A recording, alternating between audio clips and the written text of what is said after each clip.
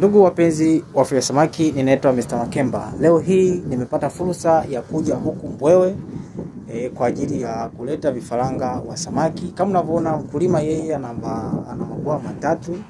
Bwawa la kwanza, kama unavyoona bwawa la pili na bwawa la tatu lile kule. Nilikuja kumshauri namna gani vipi anaweza kufuga samaki. Kama unavyoona sio lazima uwe na eneo kubwa, unaweza kujenga bwawa kama hili. Bwawa kama hili na uwezo kubeba samaki 600. Na hayo madogo madogo yanaweza kubeba sato 300 au kambale kama 600 hivi inaweza kaingia.